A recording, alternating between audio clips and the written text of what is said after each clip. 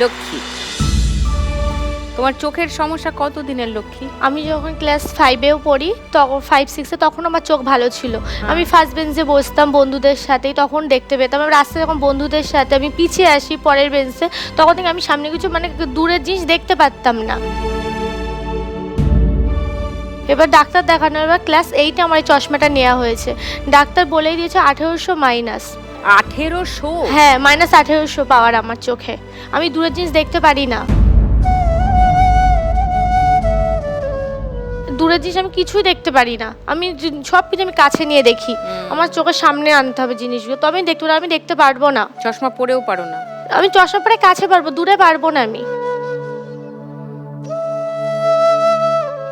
তো তুমি যে কাজ করো বললে, কিভাবে করো? আমার মা তো দর্জির মানে ব্লাউজ সেলাই করে, আমি সেগুলো সুতোগুলো কেটে দিই, বাড়ির টুকটাক কাজ করে দিই। এই চশমা পরেই করি। বাবা, সুতো কাটা তো খুবই সূক্ষ্ম কাজ, মানে বড় বড় সুতো থাকে মালে, কাঁচি দিয়ে কাটতে হয়। আচ্ছা। ওইগুলো আমি পারি। সমস্যা হলে চোখের সামনে নিয়ে নিই, টুল আছে, টুলের পরে নিয়ে আমি কাজ করি। আর বাবা প্রতিবন্ধী, সেই জন্য আমার চিকিৎসাটা আমি এখন করে উঠতে পারিনি। বাবার কি সমস্যা? বাবার পায়ের সমস্যা। বাবা জন্ম থেকে বাবা হ্যান্ডিক্যাপ। তোমার ভাই বোন আছে? আমার বোন আছে। ওকে। লক্ষ্মীর কাজের কিছু ভিডিও দেখাই সবাইকে। এই যেটা হাতা, ব্লাউজের হাতা, ও, এইগুলো কেটে ভাঁজ করতে হবে। আর এগুলো পিঠ মাপতে হয়, ব্লাউজের পিঠ। নিচে পারি না বলে তাই আমি টুলের পরে নিয়ে করি।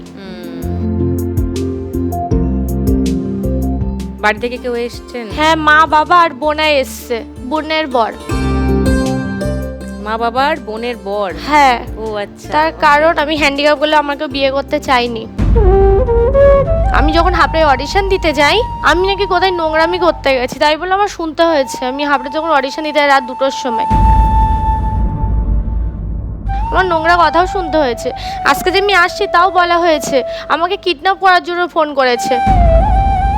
তাও আমি বলে এসেছি হ্যাঁ, আমার মা বাবা আমাকে কিডন্যাপ করতেই নিয়ে যাচ্ছে। এটা কারা? আমাদের গ্রামের লোকেরা পছন্দ করে না, সাপোর্ট তো দূরে থাক। শোনো কেন এদের কথা? শুনি না, এর জন্যই তো কিডন্যাপ করবো বলেই তো এগিয়ে এসেছি, এতটা দূর যে এসেছি। শুনো না, এরা কোনো কাজে লাগবে না লক্ষ্মী। বিয়ে ঠিকও হয়ে গেছে, কিন্তু আমার হ্যান্ডিক্যাপ বলে আমাকে বিয়ে ভেঙে দেওয়া হচ্ছে, যেহেতু 80% আমি ব্ল্যাক। ঠিক আছে, বিয়েটাই জীবনের বেঁচে থাকার তো একমাত্র উদ্দেশ্য নয়। হলে ভালো, নিজের মনের মানুষ কখনো যদি কাউকে পাও যে চোখের পাওয়ারকে নয় তোমাকে ভালোবাসবে, তুমি আর ডাক্তার দেখাই আর ডাক্তারই দেখালে না? না? কারণ আমাকে তো আর্থিক অবস্থা ভালো না। আমার বাবা তো ওরকম, বাবাকে দিন আনা দিন খাওয়া আমাদের। না, কিন্তু সরকারি চিকিৎসালয়ে তো নিশ্চয়ই অত পয়সা লাগে না। সরকারি যেতাম, ড্রপ দিত চোখের, হ্যাঁ। ড্রপ দিয়েও তোমার চোখে ঝাপসা।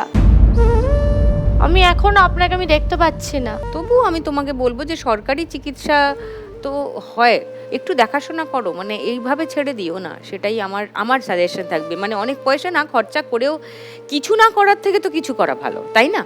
একটু তোমাকে ইনিশিয়েট করতে হবে। দেখুন লাখ টাকার লক্ষ্যে লাভের সম্পূর্ণ এপিসোড সান বাংলার ইউটিউব চ্যানেলে।